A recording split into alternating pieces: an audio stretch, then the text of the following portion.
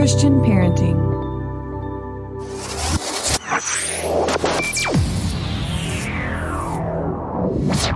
Are you struggling to balance your modern life and your faith? You're in the right place. Welcome to the Legacy Dads Podcast with Lance and Dante, offering biblical-based wisdom and that weekly dose of what truly works in men's lives. The Legacy Dads Podcast, real men, authentic faith. Here are your hosts of the Legacy Dads Podcast. They're authentic, transparent, and not always politically correct. Lance and Dante. What is up, guys? Welcome to Legacy Dads. My name is Lance, and I'm joined with my partner, Dante. Lance, What'd you think of that? I thought, you missed your calling. I think you should have went into radio. Sunday at the Coliseum. It's Monster Truck Challenge. Or like a an auto dealer, like promotional guy. You'd rock that. You'd nail it. What was that guy? The guy Flex Seal. This is I can't remember the guy's name. Hey, by the way, I don't know if you paid attention. I mean, you were like up in the mountains in Colorado, skiing, snowboarding, hanging tent or whatever you do. Oh, that's surfing. Sorry, but making some powder and other stuff. I'm not 17 anymore. I know my body told me that. So. I don't know if you caught this, but Legacy Dads, a listener sent me this, feed spot. Top 10 Christian marriage podcasts you must follow in 2020. Not sure of the first three, but number 4 on all 2020 is Legacy Dads with Lance and Dante. I heard those guys. Real men with authentic faith. I mean, I was pretty stoked to see that, man. I mean, talk about like a nice, big cup of coffee and lifting you up. I mean, this was a shot of caffeine right into the bloodstream, baby. I think we paid for that, but that's what. No, I'm just joking. Hey guys, I mentioned it last week, but I apologize if you didn't hear that one. Head over to legacydads.org, click on the link. It says, buy me a cup of coffee. And I think some guys are really confused about this. Okay. What this is, you click on the link takes you to another website. Okay. This website is a donation website to help the church in Malawi, and Dante's, 401k. But no, just kidding. It's just for the church in Malawi. I was going to say, if it's for my 401k, you guys got to start stepping up here. Okay. No, but, okay. So buy me a cup of coffee, go over there. What we're going to be doing is we're putting up some exclusive content behind the scenes, more in-depth discussion, video talks, Bible study stuff, tools, how to lead effective men's ministry. We're giving all that stuff to you over on there. So it's kind of more, if you want to get more in depth in 2021, get greater spiritual, become a better husband, better father, you can go over there to buy me a cup of coffee, and we're going to be putting up more and more content on there. We actually recorded a bunch of content. We recorded like an hour and a half video discussion, and we rocked it. I mean, that was great out of the park stuff. And then you call me up and you say, I got good news and bad news. And you tell me the bad news is that I wasn't recorded. The good news was that you were. I mean, we could have done like, what's that? I don't even know how to say it now. What are the Kung Fu movies where you do, the subtitles? Yeah, the voice editing. Yeah, voice editing. We could have done some of that. You go now, and then later on I say, it is a nice day at the park. Yeah, exactly. We're like, I am going to stab you in the chest. Like, is that really what Dante said? Yeah. Maybe, maybe you keep baiting me down this, political world. Maybe, just maybe. No, so yeah, we're getting more content uploaded up there, and we're recording more, putting more stuff on there. Hey guys, on a different note, Legacy Dads, we're your weekly dose of biblical manhood. Sometimes. This podcast is for men, husbands, fathers, in all stages of life, where we promote and advocate proven biblical principles for leaving a lasting legacy. And ladies, we know you're out there listening too, so we thank you guys so much for the support. So, guys, in this podcast, I want to talk about something kind of unique, and this is something I got to give big props to my wife, because dude, you married way out of your league. I'm just telling you. You married way flipping out of your league. Aside from that, so we're in the middle of like COVID pandemic, right? Shutdowns, chaos, dogs and cats living together, mass hysteria out there, right? And so we decided as a family, we had to take all these precautions. We're going to go have a family vacation. We wanted to go up in the mountains, far, far away from people. I'm trying to think, what's the old the Robert Redford movie where he goes up in the mountains and lives. I can't think of the name of it. What was that name? Jeremiah Johnson. Yes, Jeremiah Johnson. That's what I was saying. You're trying to be Jeremiah Johnson. That's what, I was trying to be Jeremiah Johnson. That's what. No, but so we had to go through. I mean, seriously, like the precautions we had to take, and we had to drive there, and people had to get vaccines and stuff to even go do this. But we got to go spend an amazing time as a family for 10 days, and my wife, I was like, my wife planned all this stuff, and I was just like, honey, you do whatever you think.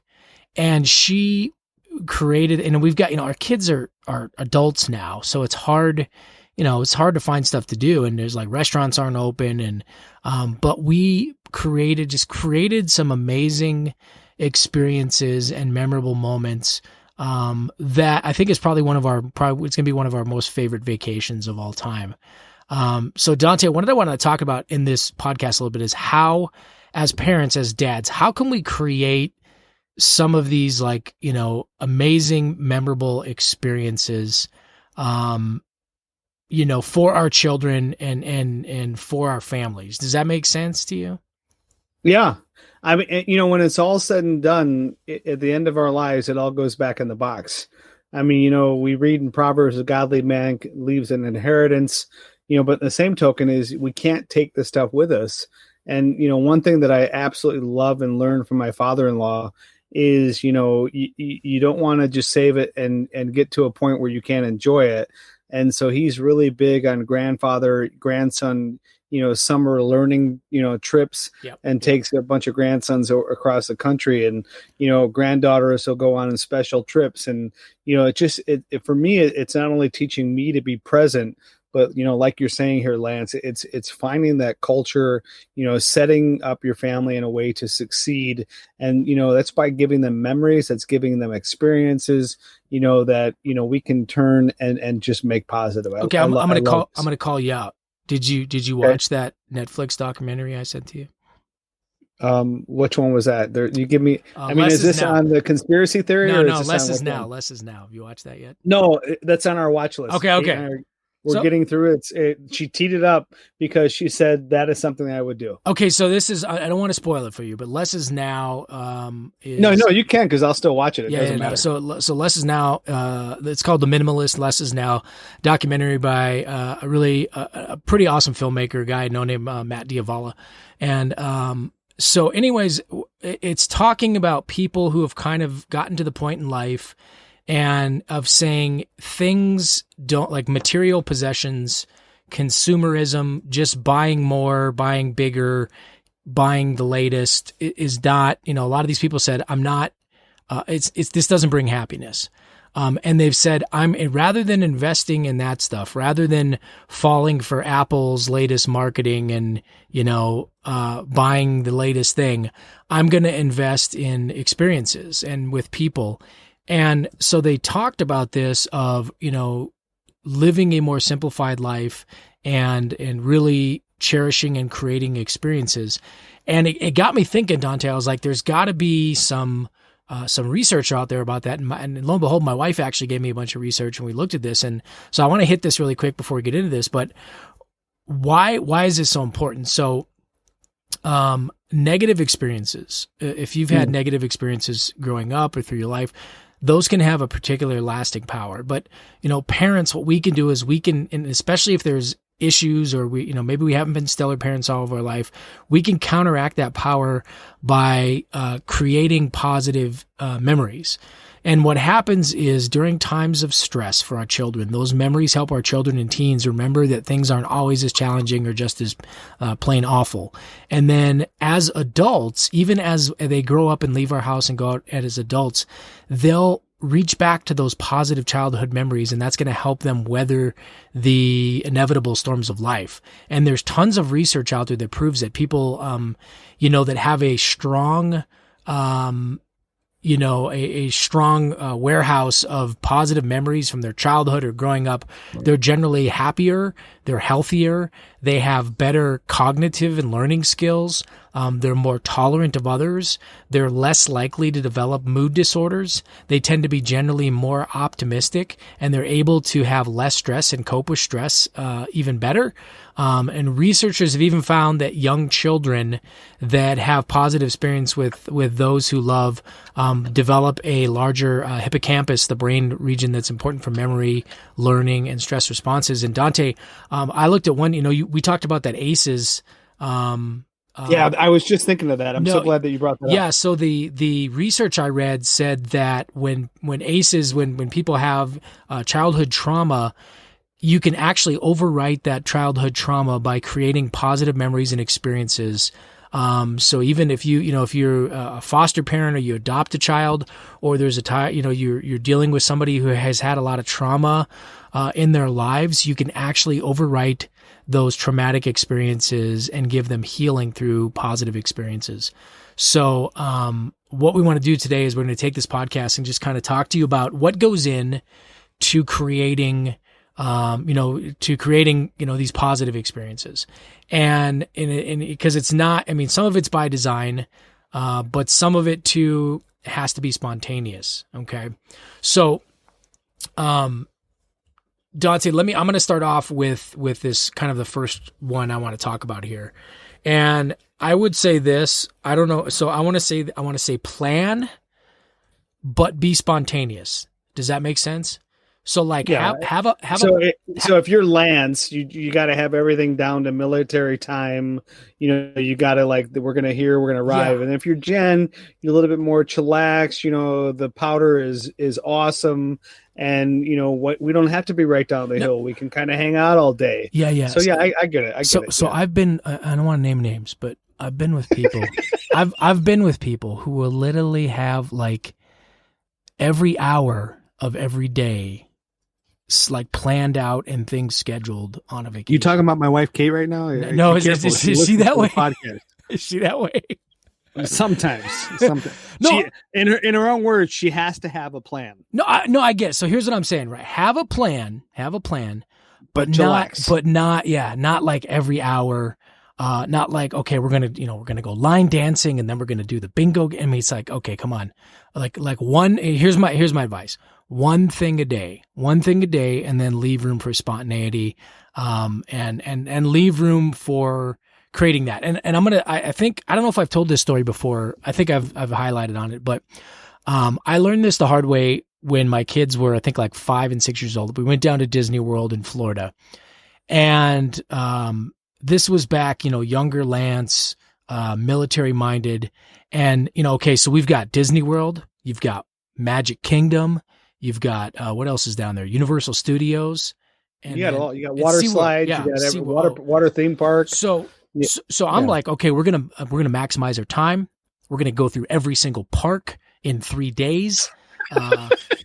Whether we live or die, we're allotted 10 minutes per ride, and then we can move to the next ride, and then we'll keep on our schedule. We'll start at 5 a.m. We're done at 10 p.m. Maybe I don't care about naps. Yeah, 10 minutes for lunch. We can just eat lunch while waiting in line.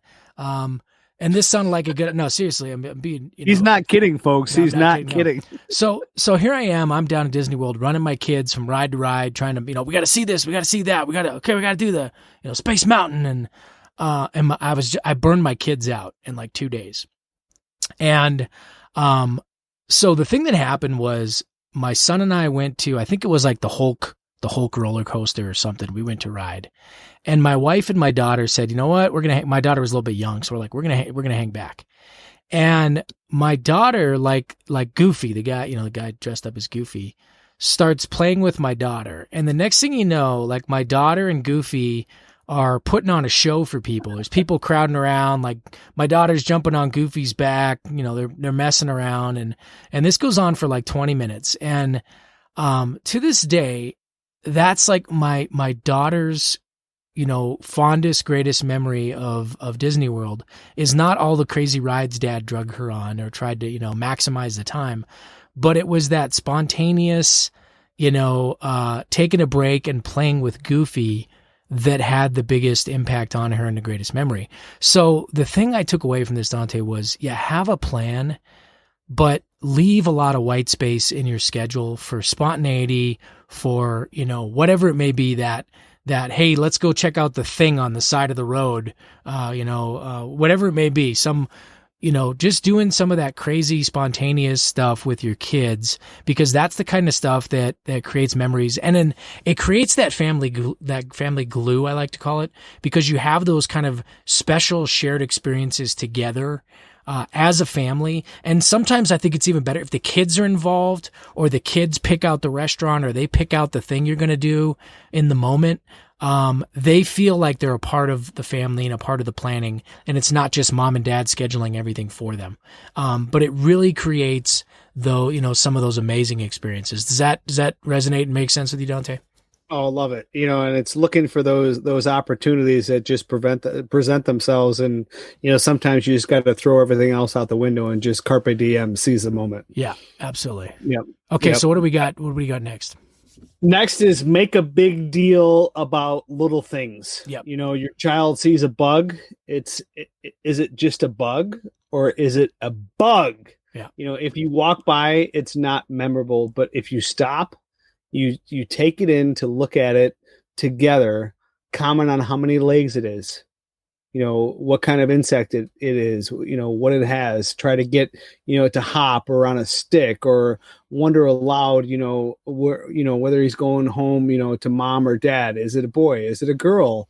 And, all of a sudden you just change something that, for little girls could be like, a spider, or a little boy that picks up a snake and brings it home to mama. Uh-huh. But, the thing is, you just take it in and you just look for those memorable moments, because, we talk about teachable moments, but I think just as imperative is the memorable moments like you're sharing with Disney.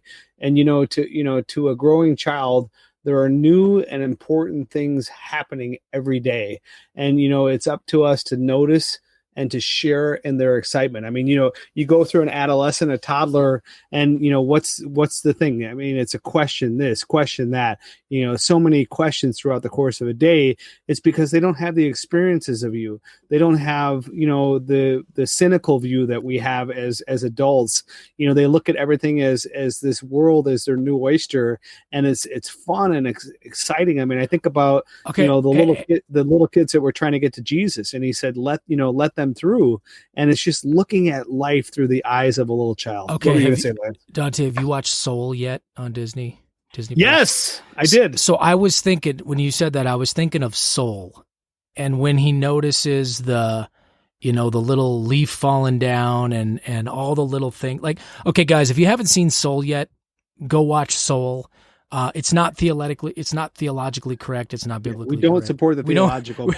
Enjoy the entertainment. Yeah, there's no theological or biblical truth to it, but it's a great story, and you'll see, I think, a good example of making a big deal about little things, about the things that we take for granted just in our day-to-day lives.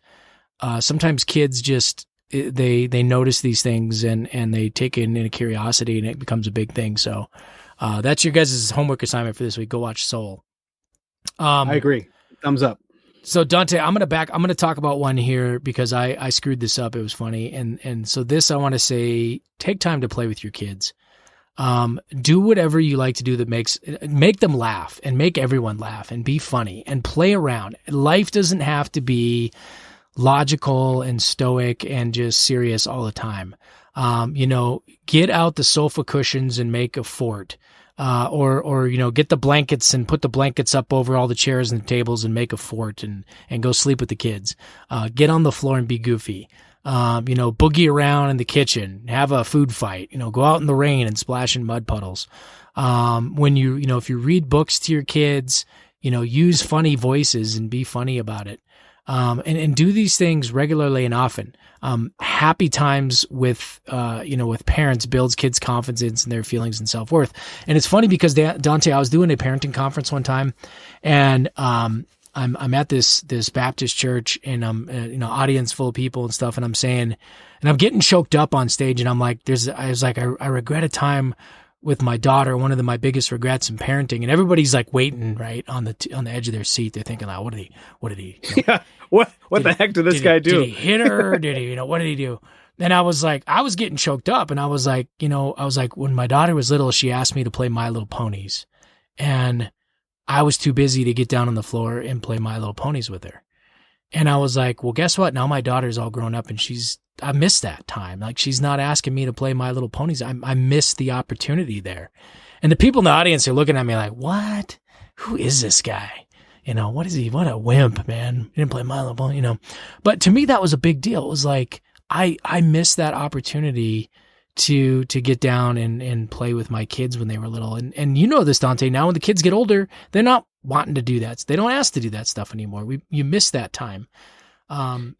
It's really funny though, Lance, as you're saying this, a big wave of conviction came over me. There was 2 silly games we did in our house that my kids, they loved. And one of them was ultimate hide and seek. And it was, you can hide anywhere in the house. You couldn't go outside or in the garage, but you can hide anywhere in the house. And the person that was it had to find you, and we would have home base being like mom and dad's bed. So the idea was to sneak your way back into the mom and dad's room, and if you got on the bed before you were caught, you got a point.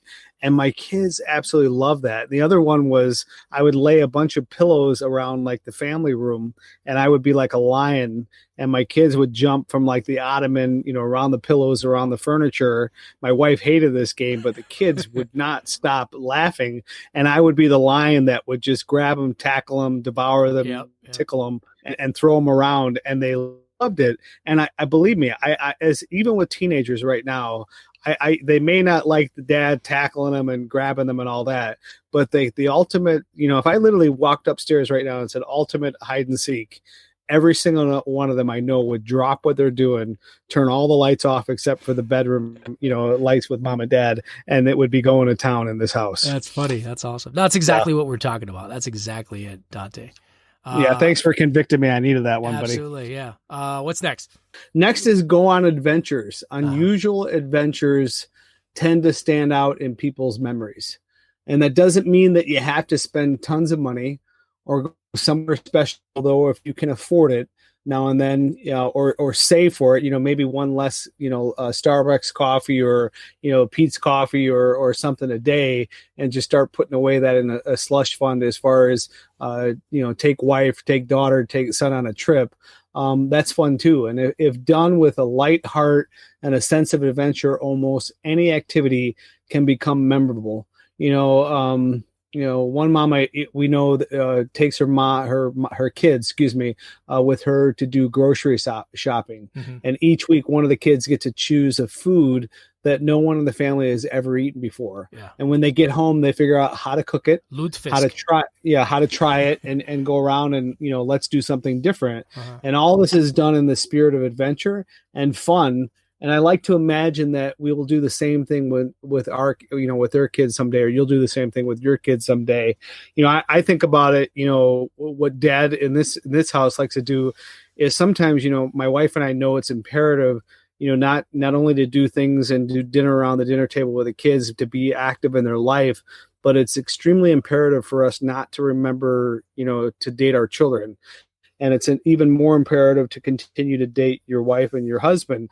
But, if you're in a fixed budget, or you're trying to get out of debt, you're trying to get out of school loans, you can't take your wife to a 5-star restaurant. You can't do these things where you're at, or if you're putting away for your kids' education, or you got kids in college, or you got kids in private school. But, little things like I remember one day, my wife, I saw like her list. She had a list of things to do and checking them off through the week. And I saw one thing that was just weighing on her, and it kept getting put back and back. And it was she had to do all these returns. And I looked at her, and I had a Chipotle gift card. And I looked at her and I said, hey, it's been a while since we had a date night. What do you think? And she goes, what do you got in mind? And I said, seriously? And she looked at me and I said, well, if you trust me, I said, I loaded the car, and let's just go, and we'll just rock it. And she looked at me. She goes, do I need to dress up? I go, just dress like every day, like you are. You look beautiful as you are. So I loaded all of her returns. I saw what she had to return. She's got an area, put that all in the trunk of the car, loaded her up.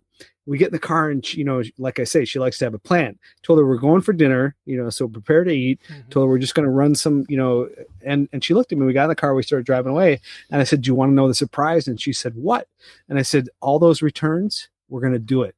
And she goes, are you kidding me? And I go, no, I'm so excited. We're going to do it. And I go, and we do a little window shopping too. We laughed. We talked. It was like just her and I time. And then afterwards, I pulled out the Chipotle, coupon, the gift card. And she goes, and you got a coupon? And it was like, I was like flipping Hercules in the sense that I took my wife on this adventure that she didn't know what the heck Dad was up to. Kids are like, yeah, what are you doing, Dad? And like we came back, we were laughing. I think we ended up we just had so much fun. We brought ice cream home for all the kids, and it wasn't anything crazy, and it was really cheap. I mean, the only thing that we paid for was the ice cream with the kids, and the idea is that we all sat around and we played board games after that. And it was just one of those things where it's just setting these things up in our kids, our wives, or our family's life, just to get them to experience new things, to have a sense of adventure and not to be afraid of it. I think of Lance's story, you and Chance, when you took him to that, Face the Fear, and you went to that haunted hotel. I just love that. I mean, talk about setting the bar high for Dante. I mean, you really put it out there on that one. Yeah, and my wife did a really good thing too. When my daughter graduated high school and they were coming, we were moving from the East Coast to the West Coast, and I had to come out ahead, and my wife and daughter were going to do a road trip out here. And my wife kind of just said, like, this is going to be mother-daughter time before our daughter goes off to college. And my wife just kind of let my daughter, she said, wherever you want to go, we got to travel across the whole, U.S. almost. Love that. Let's do it. So my daughter, they kind of did some crazy S pattern to get across the country. But, they went to a bunch of beaches like Myrtle Beach and Virginia Beach, and went and saw New Orleans, and went down into they were kayaking with alligators down in the bayou and all this type of stuff. And it was just one of those crazy mother-daughter adventures. But one thing, so my wife let my daughter plan and just kind of do the route, and just kind of sometimes they ended up in some sketchy areas, and they hey, lock the doors, let's not get out here. But they just had this amazing experience that together. And my daughter, got to plan that and be a part of that. And it's just those things that you can do on an everyday basis. And I think you add a little bit of danger, a little bit of intrigue, like you did with Kate. Don't tell them exactly what's going on, or, tell them some crazy story. We're going to go Bigfoot hunting, or I don't know what. Exactly. Whatever it is, but that sense of adventure spirit is really good. And I think, once you do that, it becomes those memorable moments. That's really good, Dante. So the next thing I'm going to talk about is, while we're doing all this, while we're going, and we're creating memories, we also have to take the time, every day, every night, to be grateful. It's too easy to take the positive things that happen every day for granted. Studies shown that people that have take the time before bed to write down 3 things for which they're grateful are more optimistic, resilient, and emotionally healthy. And if we can do that and just glorify God, whether it's during prayer time, after prayer time, whatever, just hey, what are you grateful for today? One of the things I'm going to start this year, Dante, is I'm going to start journaling again. It was crazy when we moved. I found journals that I wrote from 20 years ago. Goals and things I thought I was going to accomplish. And, it was pretty funny when I actually looked at it, but, maybe create a family journal where, people write down, different, memories and things they're grateful for, things that happened that day that made them feel proud or grateful. I know people that will do at the dinner table each night. It's kind of like, hey, what's the best thing that happened today in your life, or what was grateful, or what was something positive that happened? And just keeping that in perspective. And then I think that helps, kind of keep the whole family in perspective of just being grateful and being thankful, for all the things that we have. And it's just an everyday reminder of that creates those special memories. And, I shared a story one time, of, our son. So my son, I think I was in Iraq at the time, but my son and my wife kept going to the grocery store, and my son kept noticing this homeless man outside the grocery store. And this went on, I don't know how long it went on, weeks or whatever. And my son kept noticing this homeless man out there. And finally and I think my son was maybe 10 years old at the time or something like that. And, he was like, hey, Mom, you know what? I want to give that homeless man all of my savings. And at this point, the kid had saved up, I don't know what it was, like $180 or something, a lot of money for a little guy, right? And my wife was like, are you sure, buddy? That's your money you saved up. He's like, yeah, I think he could use it more. Like, he needs a jacket and an umbrella, and I think he could use it. And so, here's this little kid walks up to this homeless man and hands him $180 some and some change, right? And you should have seen, one, that my son's heart felt, compelled in that moment to give that away. And my wife could have been like, oh, he could be on drugs, or he could spend that money on alcohol, and just, admonish him and tell my son not to do that. But she just let my son kind of go with where God was leading him.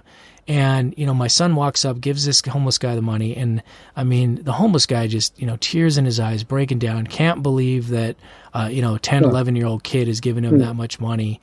And mercy. Yeah. And and for our son, it was such an amazing, this, I think, really launched a sense in our son and in our whole family of, let's start giving to other people. Let's give back. Let's give to people that are in need.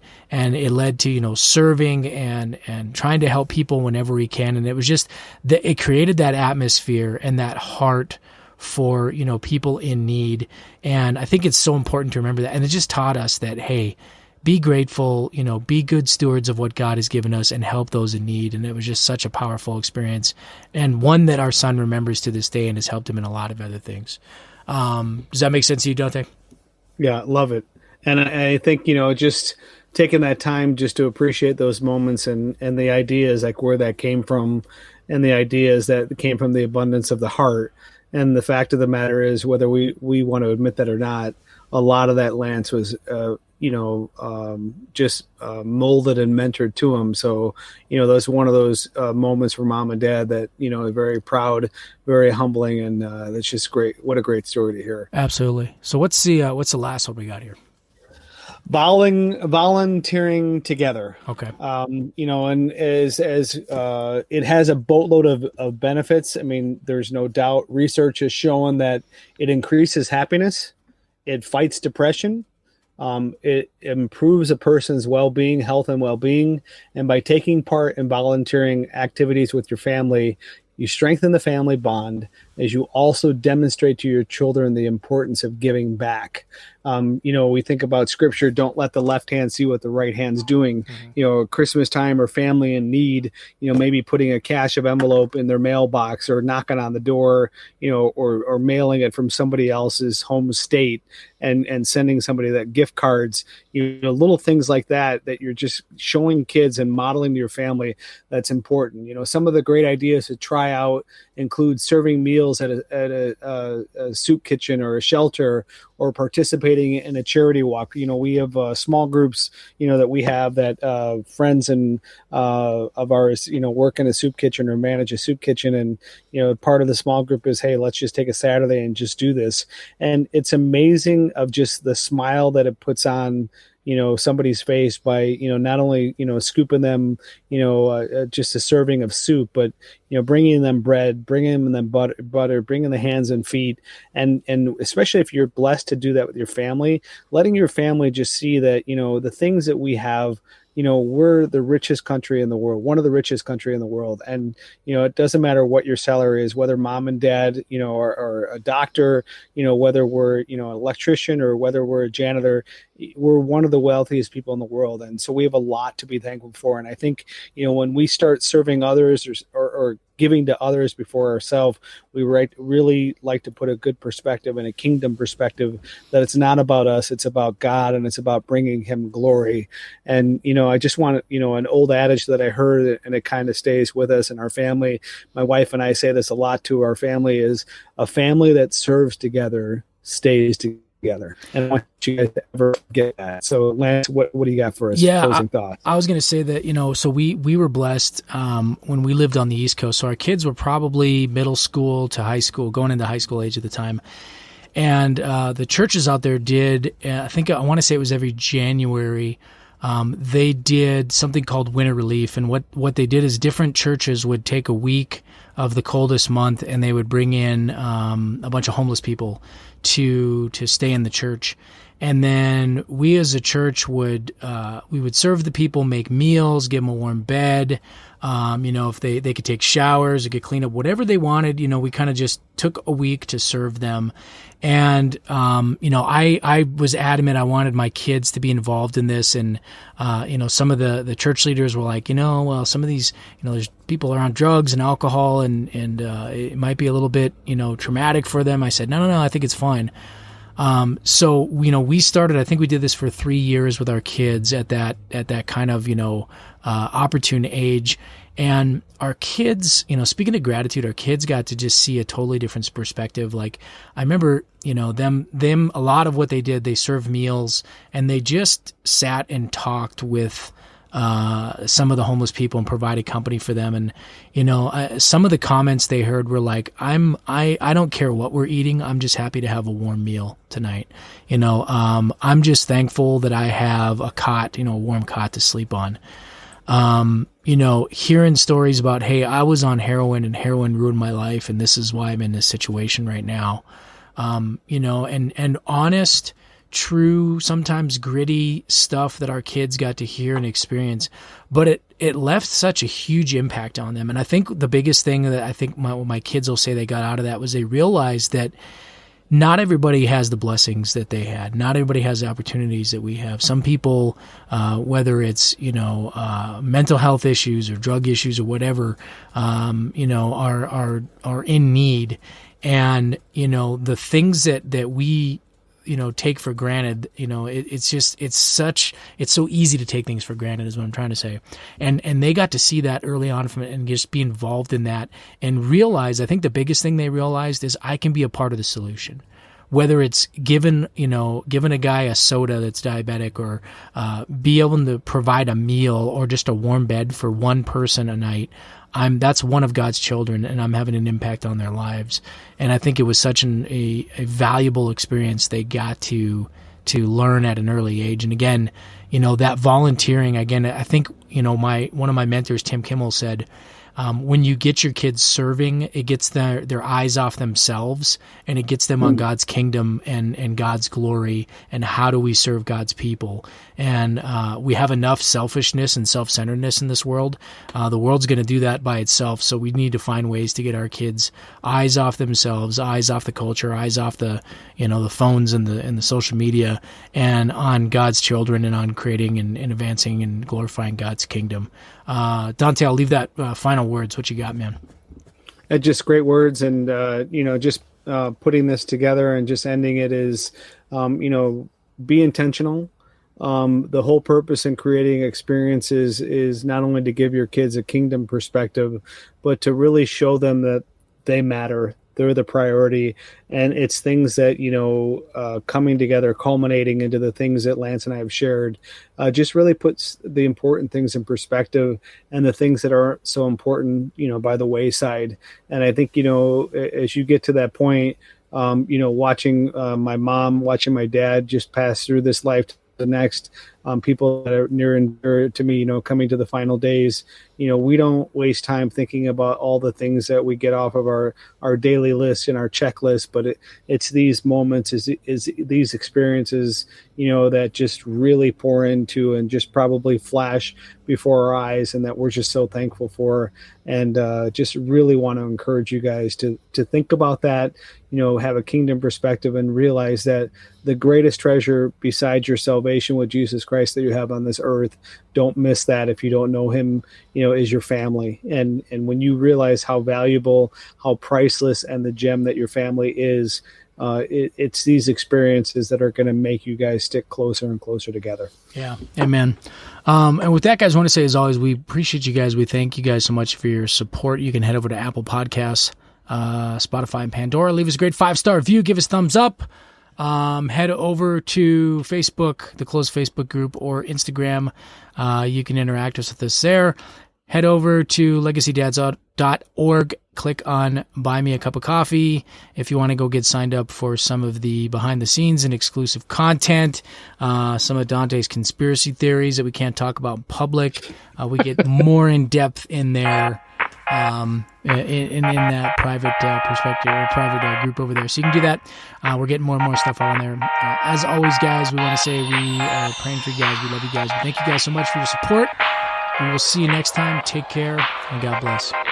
God bless. Thanks so much for listening to this episode of the Legacy Dads Podcast with Lance and Dante. Real men, authentic faith. For more great content and to stay up to date, visit legacydads.org and on Facebook.com/LegacyDads and on Twitter @Legacy_Dad. If you enjoyed today's episode, please review and subscribe, and we'll catch you next time on the Legacy Dads Podcast. Real men, authentic faith.